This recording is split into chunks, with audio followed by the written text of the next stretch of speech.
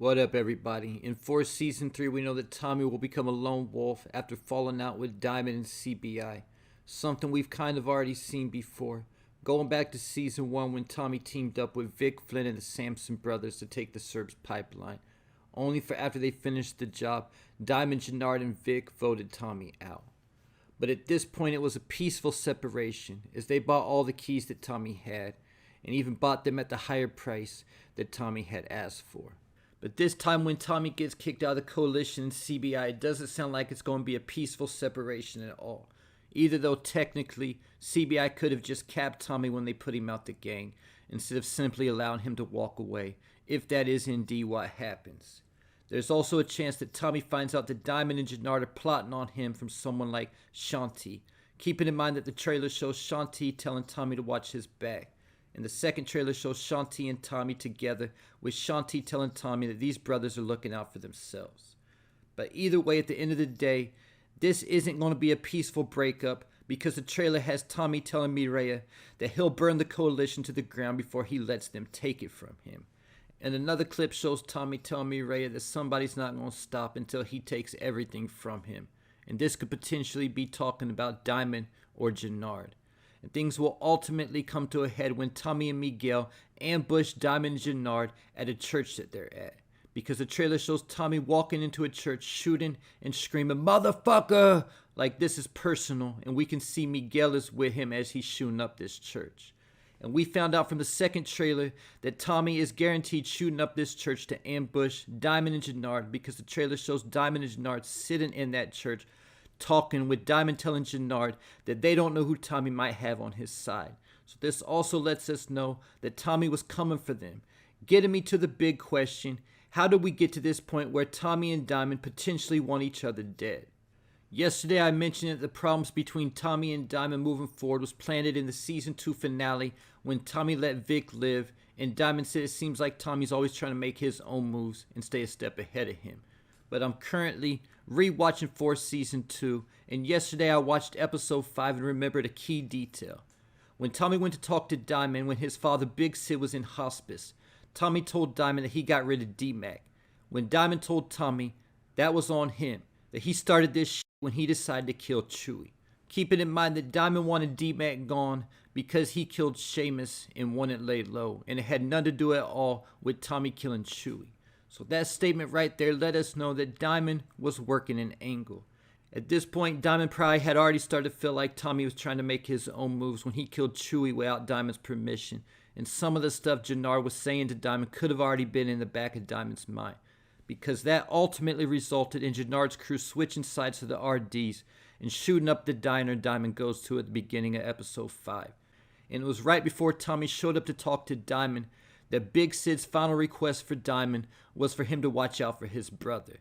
And that night after Sid had passed and Jenard showed up at the hospital, Diamond let Jenard know that he would take care of his problems and he was welcome back in CBI.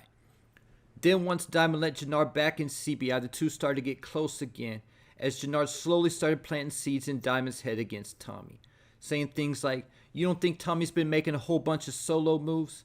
And when Diamond told Jenard that he had been busy, Jenard said Tommy was taking advantage. Then he said Tommy looks ahead, but Jenard was Diamond's brother and he has his back. But at this point, Diamond just told Jenard that he was glad he was back in the fold.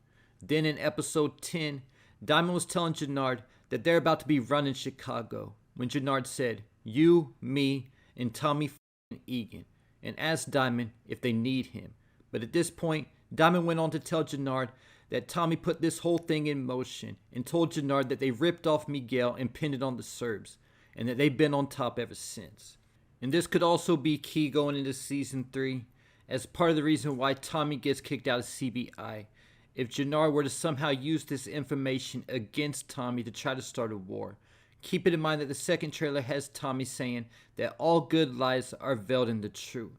So I think there's a chance that Jenard will manipulate a situation to make Tommy look bad to get him kicked out of CBI. But that still wasn't the only time Jenard came against Tommy when talking to Diamond.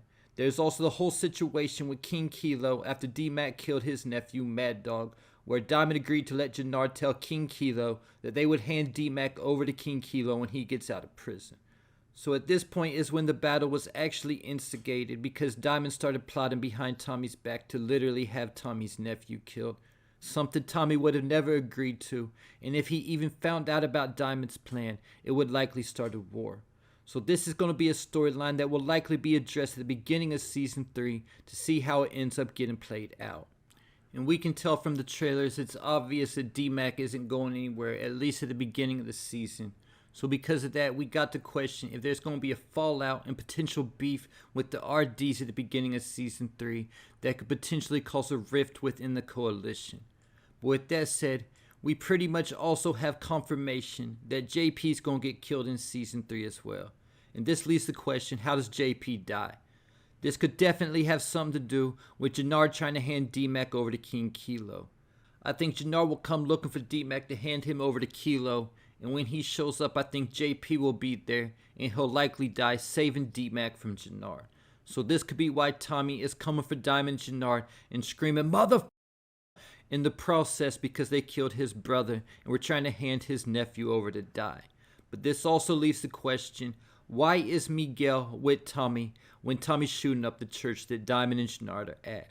Because now after the second teaser, we know that Miguel was also at JP's funeral with Tommy and Mireya, as we can see Miguel stand on the right side behind Tommy as they're walking out the funeral.